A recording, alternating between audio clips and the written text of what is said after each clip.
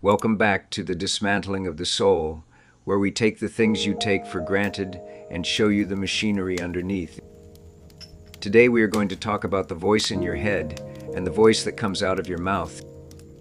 Specifically, we are going to attack the illusion of the central meaner.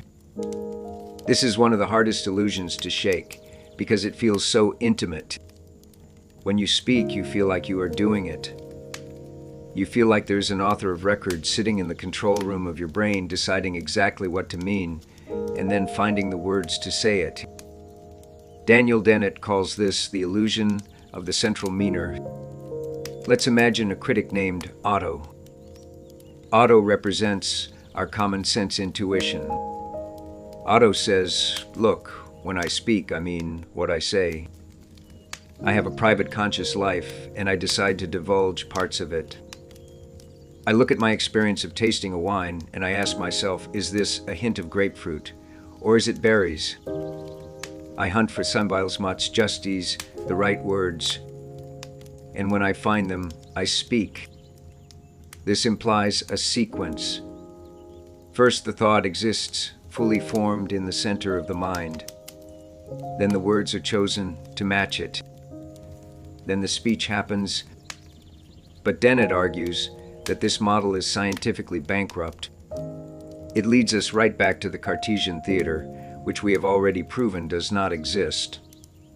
If there is a central meaner who tells the central meaner what to think, does he have a smaller central meaner inside his head?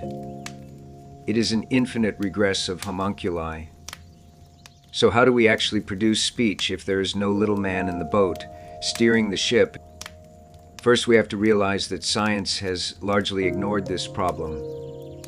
Linguistics has spent decades studying how we hear language, but almost no time studying how we speak it. Why?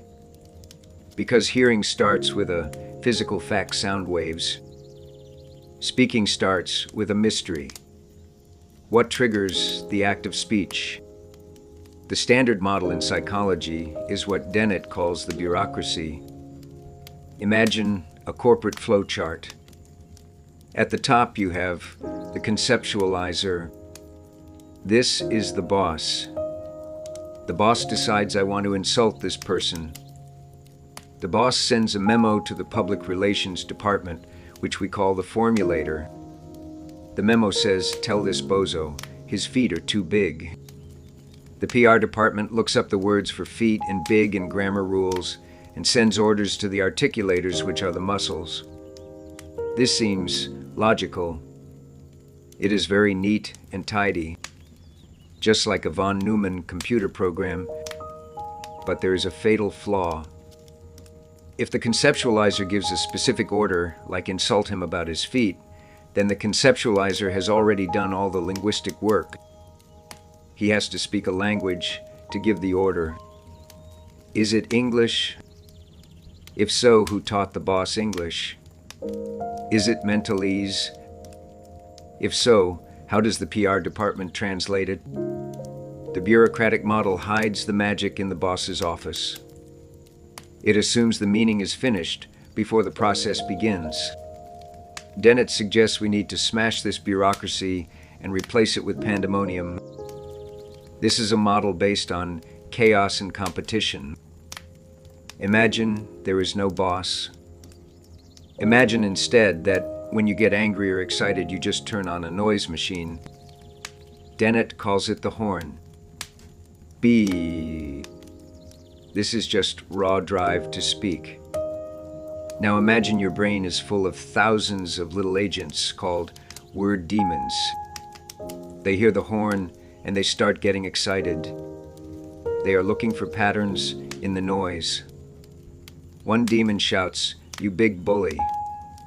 Another shouts, "Read any good books lately." Another shouts, "Your feet are too big." These demons are competing for control of your vocal cords.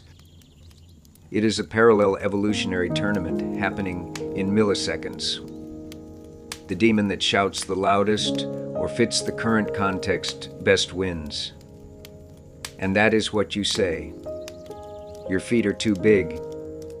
Now here's the radical part. In the Bureaucracy Model, the meaning caused the words. In the Pandemonium Model, the words help create the meaning.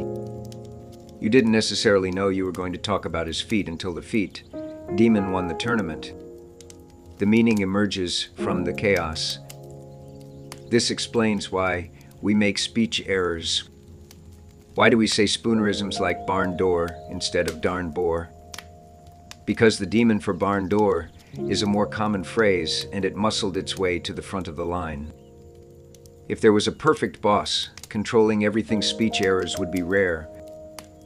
But because it is a chaotic pandemonium, errors are common. We just have good filters to catch them most of the time. This also explains why we sometimes don't know what we think until we say it. Have you ever started a sentence and been surprised by how it ended?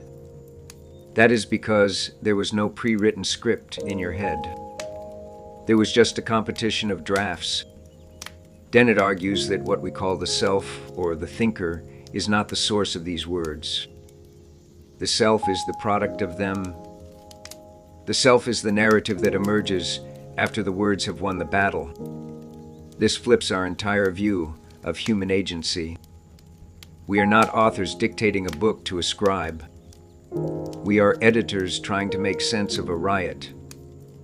The conceptualizer is not a single point of origin. It is a distributed network of pressures and habits. Sometimes the words jostle together and create a new idea that you didn't even have before you started speaking. This is why writing and speaking are forms of thinking. They are not just output. They are the laboratory where meaning is constructed. So the next time you search for the right word, remember you are not looking in a file cabinet.